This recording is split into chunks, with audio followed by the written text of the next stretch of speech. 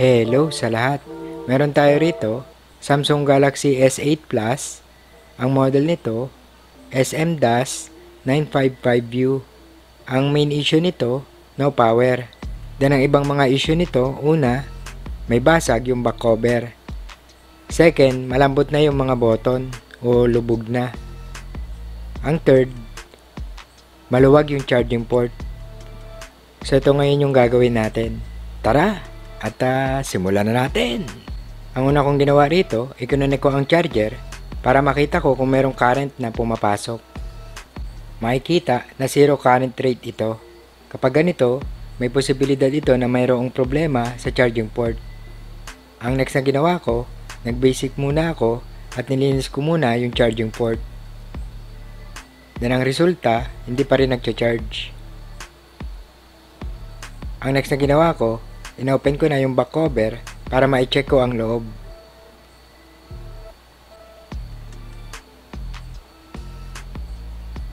Ang next na ginawa ko, inilipat ko yung mainboard ng ginagawa natin sa pang-test natin na good ang battery at ang charging port para malaman kung good ang motherboard.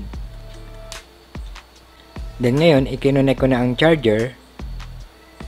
Then makikita na walang icon na lumalabas. Then sa charging rate, makikita na meron na itong 0.6 ampere. So kapag ganyan na naka-stack sa 0.6, posible na mayroon itong partial shorted or may problema sa charging IC o sa charging section. Ang next, ginamitan ko ito ng thermal finger sensor at mahusay talaga ang ating thermal finger sensor dahil na-detect nito na umiinit sa part na ito. So, dyan ako ngayon magpo-focus. Ngayon naman, nilagyan ko ng insenso para malaman kung saan yung mismong umiinit.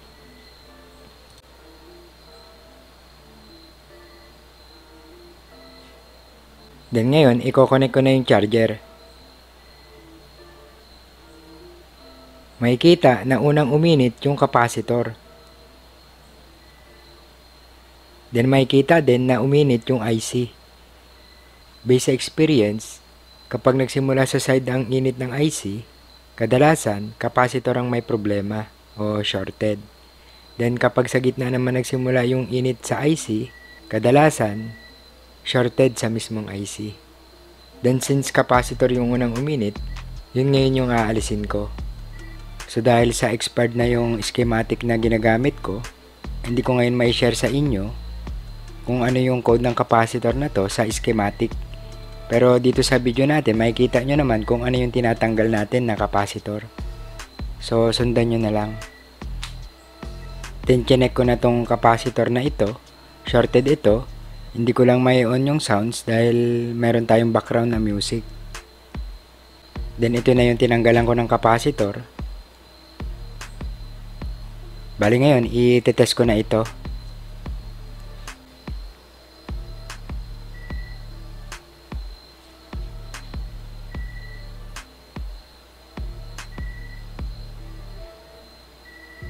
So ngayon, testing na. Makikita natin na success na ito.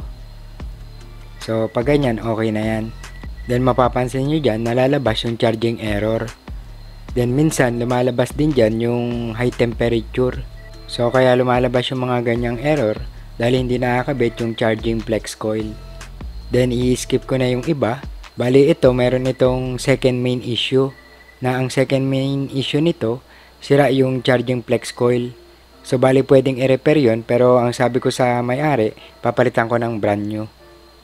Then na-testing ko na rin itong i-power on. Wala na ako nakakitang problema. All goods na. So, bali ngayon, papalitan na natin yung mga dapat palitan at ibubuo na ito.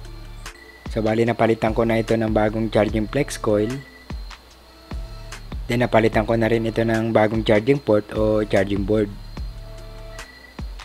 Then, napalitan ko na rin ito ng button cover.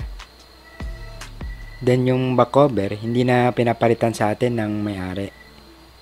So, hanggang dito na lang muna.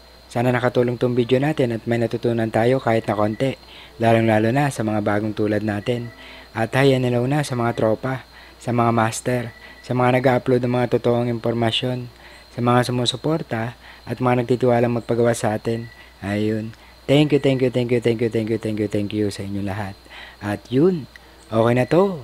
Okay, okay, okay, okay, okay, okay, okay. Okay.